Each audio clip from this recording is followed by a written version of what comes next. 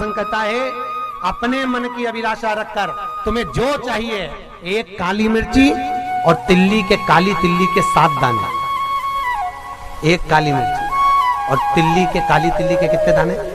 7 दाने हथेली में रखकर अपनी कामना कर कर मन से अपने मन के बात को कहकर शंकर भगवान के शिवलिंग पर चढ़ा दीजिए। आपकी मनोकामना, कहते हैं हर महीने शिवरात्रि आती है, इस शिवरात्रि पर मुख्य शिवरात्रि पर चढ़ाओगे, अगले महीने की जब शिवरात्रि आएगी तो आपकी मनोकामना पूरी हो जाएगी। एक काली मिर्ची और 7 काली तिल्ली के दाने, मात्र 7। महाराज, जिसके घर में क्लेश रहता हो, बहुत ज्यादा लड़ाई झगड़े हो रहे हैं, सास बहू के झगड़े, ना बहू कुछ सुनने को तैयार ना सास सुनने को तैयार, और घर में बेचारे पुरुषों की आपत, यहाँ भाई भाई झगड़ रहे हो, सास बहुएं झगड़ रही हो, कुछ मत करिए। गेहूं की बाली को तोड़ो, गेहूं की बाली जानते हो ना, जिसमें आप लोग तो गेहूं की बाली को तोड़ना है, और बाली 7 बाली तोड़कर अपने घर में घुमाकर अपने घर का नाम और गोत्र बोलकर उसको शंकर को समर्पित कर दीजिए। जिंदगी में कभी सास बहू का झगड़ा नहीं होगा महाराज। शिवरात्रि के दिन उसको समर्पित करिए, आपके घर में कभी क्लेश नहीं मच सकता। और शिवरात्रि के दिन रात्रि को 12 बजे शंकर भगवान पर एक धतूरा चढ़ा दो। क्या चढ़ाना है? जम के बोलिए जरा, धतूरा। ये शंकर भगवान को धतूरा चढ़ा दो।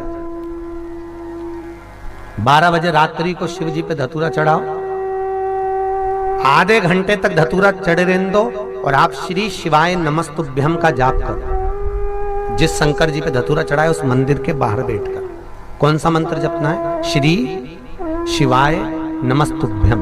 फिर से बोलो, श्री शिवाय नमस्तुभ्यम। धतूरा चढ़ाकर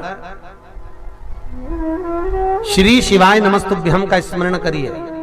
और जो दुकान नहीं चलती हो, घर में लक्ष्मी नहीं टिकती हो, खेत में फसल अच्छी नहीं आती हो, संपदा नहीं आ रही हो, बस उस धतूरे को लाल वस्त्र में बांधकर अपनी दुकान में, अपने व्यापार में, अपने घर में रात को 12:30 बजे उठाकर लाओ, और 4 बजे के पहले उसको अपनी दुकान, व्यापार, व्यवसाय में उसको बांध दीजिए। और अगर जो जमीन फसल सही नहीं दे रही हो, उस जमीन में ले जाकर गाड़ दीजिए। आपको जीवन में कभी तकलीफ नहीं भोगना पड़ेगी, लक्ष्मी बढ़ती चली जाएगी महाराज, संपदा बढ़ेगी। जो व्यक्ति ज्यादा बीमार रहता हो, बहुत बीमारी उसको घेरे रहती हो, परेशान रह रहा हो, बीमारी बनी हुई है, तो बोर चढ़ाइए। बेर, क्या बोलते हैं यहाँ पर? बेर की बोर, वो खाने वाला बेर जो होता है, उस बेर को 7 बेर ले लो, और 7 बेर को लेकर अपने ऊपर से घुमाकर शिवरात्रि की दोपहर के 12 बजे शंकर भगवान के शिवलिंग पर ले जाकर उस बेर को चढ़ा दीजिए। आपका रोग, आपकी बीमारी मात्र 3 महीने के अंदर समाप्त हो जाए। शिवरात्रि के दिन बेर चढ़ाने का बड़ा महत्व है। और शिवरात्रि पर चढ़ा हुआ वो बेर उठाकर ले आइए, और उस बेर को उठाकर रख लीजिए। मान लो किसी को उदर से जुड़ी हुई जब तकलीफ रहती है, पेट से जुड़ी हुई तकलीफ रहती है, पेट से जुड़ी हुई कोई भी प्रॉब्लम हो, अगर पेट से जुड़ा हुआ कोई भी रोग आपको लग गया और डॉक्टर की दवाई चल रही है, सारी औषधि चल रही है, जो शिवरात्रि पर आपने बेर चढ़ाया है, वो बेर अगर आपके यहाँ रखा हुआ है, वो बेर उस रोग वाले व्यक्ति को खिला दीजिए। आधे घंटे के अंदर पेट का दर्द, पेट की तकलीफ, पेट का कैसा भी रोग होगा, एकदम आराम लग जाएगा। उस बेर में इतना दम, इतना प्रबलता आ जाती है शंकर को, जो शिवरात्रि के दिन बेर चढ़ाया जाता है। वो केवल शिवरात्रि के दिन करने का होता है। कहते हैं जिसका व्यापार ना चले, व्यवसाय ना चल रहा हो, बहुत ज्यादा कष्ट में जीवन निकल रहा हो, और बहुत ही ज्यादा तकलीफ हो रही हो, तो धतूरे को हल्दी में डुबोकर शंकर भगवान को शिवरात्रि के दिन रात को 12 बजे समर्पित करें। उस धतूरे को वापस उठा लाएं 5-10 मिनट के बाद, श्री शिवाय नमस्तुभ्यम बोलकर लाल कपड़े में उसको बांधकर व्यापार वाली जगह में कहीं पर भी उसको बांध दिया जाए। व्यापार पीछे नहीं हटता, व्यापार अग्रण्य भाव में बढ़ता चले जाता है। महाराज, उस धतूरे को केवल परंतु शिवरात्रि के दिन रात को 12 बजे ही किया जाए, हल्दी में डुबोना पड़ता है।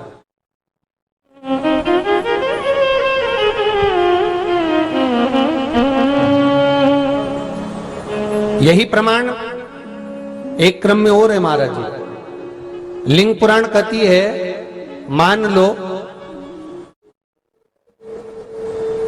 किसी व्यक्ति को कोई एक भारी बीमारी हो गई, बड़ा रोग हो गया, और वो रोग डॉक्टर कह रहा है कि ये ठीक नहीं होना है, बहुत तकलीफ उसमें है और कष्ट ही कष्ट है, वो ठीक नहीं हो रहा, दवाइयां लग रही, गोलियां खा रहे हैं, तो महाराज उसका भी वर्णन है। 7 धतूरे, कितने धतूरे लेना है? 7 धतूरे।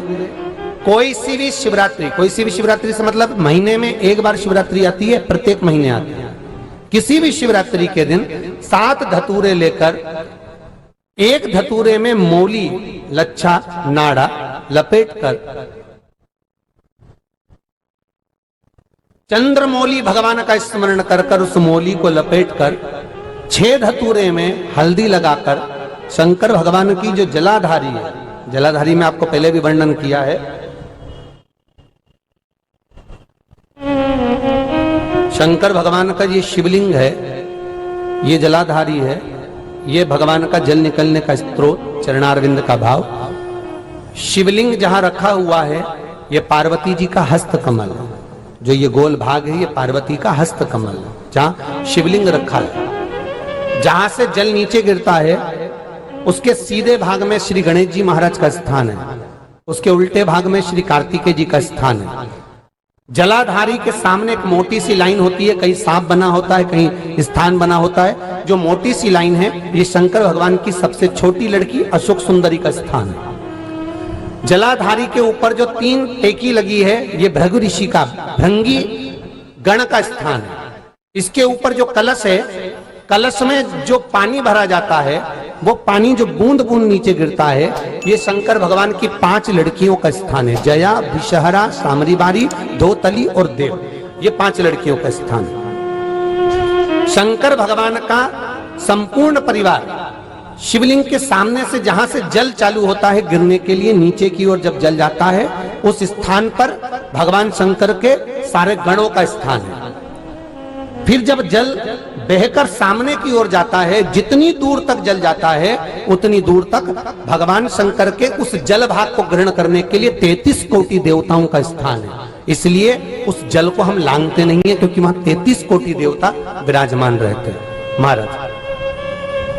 तो जो बीमारी डॉक्टर ने बता दी और बहुत बड़ा रोग हो गया और शरीर में कष्ट है, ठीक नहीं हो रहा, चाहे लीवर से जुड़ा हो, चाहे किडनी से जुड़ा हो, चाहे कैंसर से जुड़ा हो, और मान लो शरीर में कहीं गांठ भी हो गई है और वो मिटी नहीं रही हो, तो महाराज निवेदन है 7 धतूरे, एक धतूरे पर मौली लपेटकर वो शंकर जी के शिवलिंग के ऊपर चढ़ाना। 6 धतूरे, उसमें से एक धतूरा भगवान श्री गणेश जी का स्थान, दूसरा धतूरा श्री कार्तिकेय जी का स्थान, तीसरा धतूरा अशोक सुंदरी का स्थान। महाराज शंकर भगवान की जगदम्बा जी के हस्त कमल के ऊपर एक धतूरा, 5, एक धतूरा जहां से जल नीचे की ओर बहकर जा रहा हो, पानी जिस जगह से नीचे गिर रहा हो बिल्कुल वहीं पर एक धतूरा चढ़ा देना है। उस धतूरे को चढ़ाने के बाद वो धतूरा वापस लेकर आना है, अवधूतेश्वर महादेव का नाम लेकर या चंपेश्वर महादेव का नाम लेकर उस धतूरे को, जो बीमार व्यक्ति है उसका स्पर्श कराकर बेलपत्री के पेड़ के नीचे पटकवा देना है महाराज। धीरे धीरे रोग में आराम मिलना प्रारंभ हो जाता है, औषधियां धीरे धीरे समाप्त हो जाती हैं और व्यक्ति स्वस्थ हो जाता है। ये केवल शिवरात्रि के दिन ही होता, 12 महीने शिवरात्रि आती है, आप किसी भी शिवरात्रि को कर सकते हो, किसी भी